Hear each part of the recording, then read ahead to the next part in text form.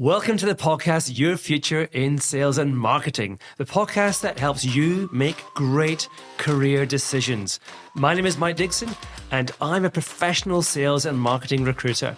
I love what I do, but my biggest frustration is seeing too many people not realizing their career potential. In this podcast, I'll introduce you to my network, an amazing group of business leaders from the biggest tier 1 organizations through to some super fast growth SMEs. They'll share their career journeys and give unique advice and insights on managing your career and leading a function and a business. Join me, Mike Dickson of AXR Recruitment and Search, to help guide your future in sales and marketing. Well, welcome to Your Future in Sales and Marketing with me, Mike Dickson, the Director of AXR Recruitment and Search. Once again, I'm joined by my two esteemed colleagues. Andrew Cannock, how are you? Very well, thank you, Mike. And Amelia Kettle. Yes, very good, thank you. Amelia, for those of you who heard on our podcast previously, is our marketing lead, and Andrew in sales and category. We've got a new take for you, the how-to series. Today is going to be how to work with a recruiter. Now, let's start with why. Why should you work with a recruiter? Amelia. Yeah, I mean, the world of recruitment was fairly unknown to me when I first stepped in. So I think it's good to kind of unpick and unravel that a little bit. I certainly had limited knowledge as to what a recruiter actually does on a day-to-day basis when I first started. But my understanding and why you should connect with a recruiter is that recruiters are connectors. Their network is essentially an extension of your network when you get connected. So it's certainly a beneficial way to broaden out who you know. Great. And Andrew, you've got a career before recruitment as well. So you weren't born a recruiter.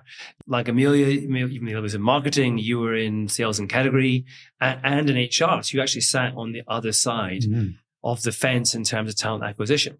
So when you look at recruitment, I guess, what's the journey you've been on and what have you uncovered about, why people should work with recruiters? Yeah, so I think my biggest learning in the last year and a bit I've been doing this is, I'm probably stealing a stat that you'll come to, Mike, but as a recruiter, you're only going to place about 5% of the people that you meet.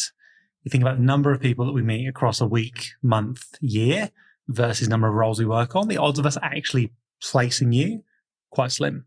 What we can do is try and help 100% of the people that we meet. And I think that the benefit that recruiters can bring that people don't automatically think of is you're probably dealing with an industry expert. So as specialists in FMCG, we have the benefit of speaking to all the FMCG businesses in Sydney, all the great leaders, all the great talent. We're really well connected. So you're in your role, in your business, doing your thing day to day.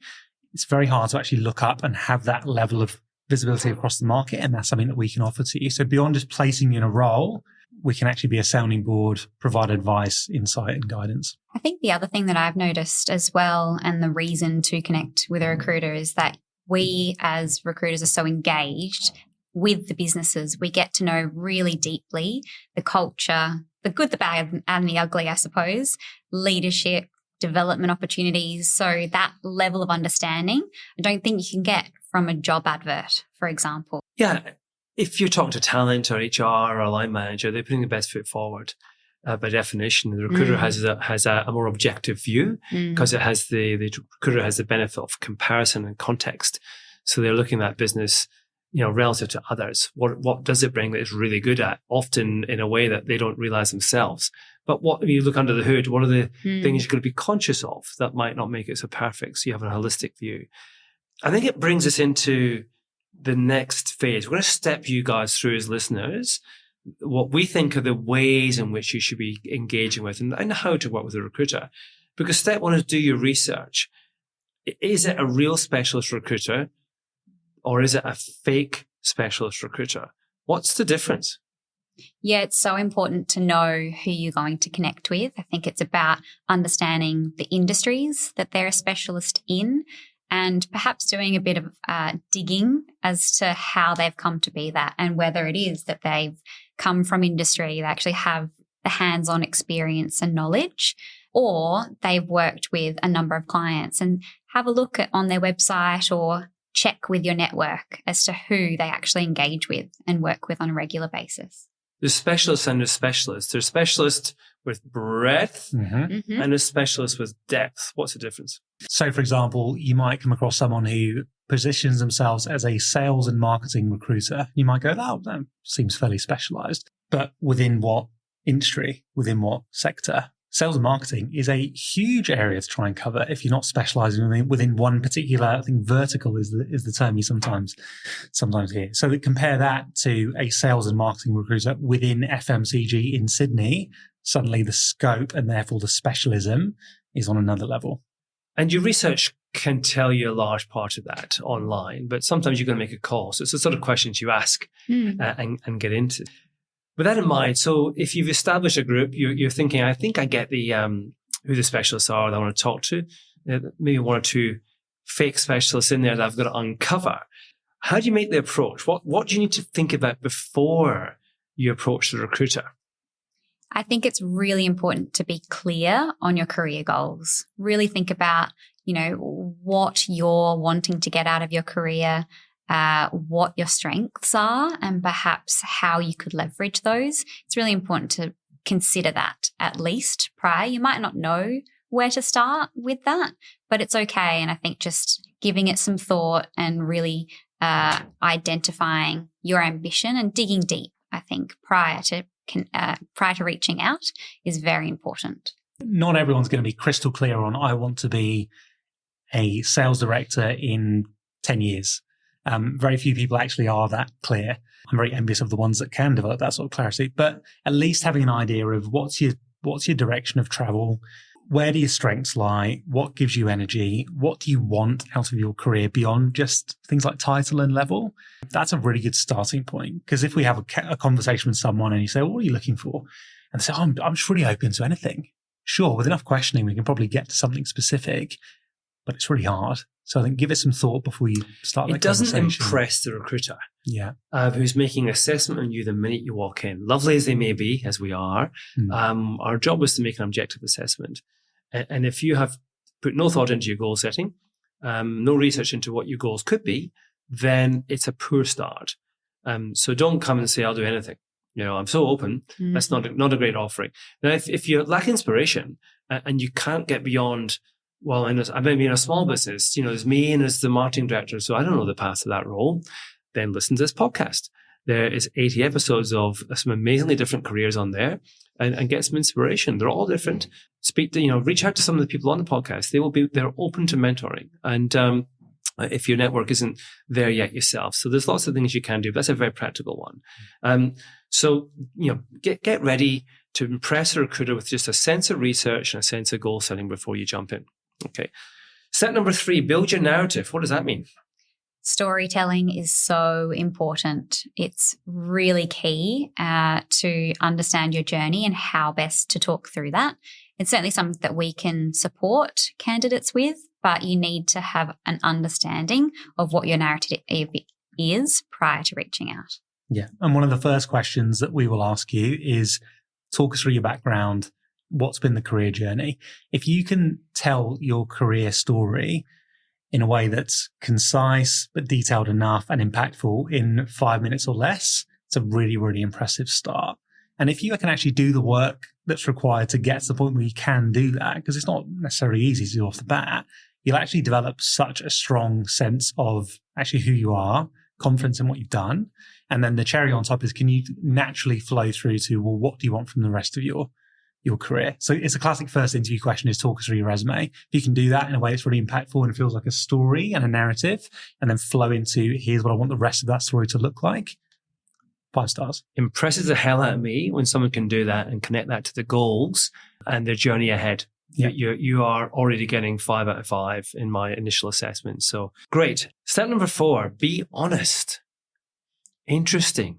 Yeah. Please don't come in and try and pretend that you're something that you're not. We actually, I think we can't help you as effectively. And if you aren't honest with yourself as well, you're not going to get the most out of your career. I guess if someone's going to create a bit of fiction around, it's often the salary piece, because they feel either that's a done thing or they're underpaid. Andrew, we know instantly when someone's not telling the truth. Yes, we do indeed. So if you think you've got away with it, you probably haven't. I get the hesitancy some people have to share their salary. It can be an uncomfortable topic for some people to talk about, full stop. But also, if you feel like you're underpaid, the thought process is, well, if I disclose I'm underpaid, am I just going to get lowballed? And actually, part of our role, because we do understand what market rates look like, is to ensure that you're actually paid at the right level. So if we put you forward for a role and take you through that process, if we don't know what you're on now, we can't help try and close that gap for you. Yeah, we're a bit like career doctors. We're there to fix the things that are wrong. So write the path. I put a LinkedIn post out on this a few weeks ago, which did go viral with some interesting commentary on that. But essentially, most people, I think in the industry, certainly the recruitment industry, who supported it, which was, you just tell us what's up, because if there's an issue with it, we can fix it. And that's our job. So don't shy away. Be honest. Step 5: invest in the relationship. Yes, it's a two-way street. I know that might sound silly, but if you invest in the relationship with your recruiter, then it will only create a stronger relationship and partnership. That's certainly how we like to approach it. So love when it's reciprocated. And I think it really helps to unlock the value beyond just your next job. It's an ongoing, supportive extension of network, as I said. And one of the biggest eye-openers for me in doing this role has been that the more senior someone is, the more responsive and the more open they are in conversations with us as recruiters. And I think there's two parts to that. One, people who are at that level, they either naturally get the importance of managing your reputation and communication, or they've learned it on the way up. And secondly, I think they realize the value that a recruiter can bring, because it, like we touched on earlier, it goes beyond, it's time for a new role, I need to engage a recruiter. It's actually having someone in your corner the whole way through your career journey that actually knows you, knows what's important to you. You can have open conversations. And to Amelia's point, the more you put into that, the more you're going to get out. I often find on that exact point, a more junior individual is often really concerned by the conversation around, hey, if you're in a process, how's it going? Who else are you talking to? If they're active. And they fear possibly that if they tell you you're going to get that job on and fill up another candidate, whereas it's not going to happen. We don't work in competition with other recruiters. We only work on a retained basis. Most recruiters work exclusively. There are some out there that operate differently and avoid those like the plague. Hey, if you want a second opinion, if you want to understand what's going on inside a business that you're going through a process with, share. Senior recruiters do. I get calls every day from senior recruiters say, Mike, I'm an approach for the country manager here or the sales director here. What do you reckon? And it's not through me, but they want my opinion. And that's cool. And it's investing in the relationship. That's exactly what it is. So good. Okay. Step 6. Don't wait until you're desperate for a role. Amelia, this is a big one of yours. Yeah, definitely. I think it's best to get ahead and take control of your career prior to the point that you're really unhappy and need to get out, because you're not going to make a good decision. You're going to be rushed. It's going to be not a really calculated decision. So I think it's really good to get ahead, to be planned and proactive and reach out. And I think always be looking, always be considering. It doesn't mean that you want out straight away, but at least then you're open to what else is out there and the possibilities. Yeah, it's a nice one to finish on. I think the right role at the right time and the right business never comes along at the right time for you. The stars just never align like that. So be open. The more senior you are, particularly, again, back to how senior candidates manage their career, they're always open because they never know when the right opportunity comes around, because that's just the way it is. So always be engaged. It doesn't mean to say that you are being disloyal or leaving your business. You just knowing your sense of worth and making good decisions. Fantastic. Let's just summarize where we got to. So how to work with a recruiter. 1, do your research. 2, think about your career goals before you make contact. 3, build your narrative. Practice it. Get it right. 4, be honest. 5, invest in the relationship. And 6, don't wait until you are desperate for a role. So guys, that's how to work with a recruiter. More on the how-to series to come from me, Mike Dickson. Thank you. And from me, Andrew Cannock. And me, Amelia Kettle. Look forward to helping you more with your future in sales and marketing.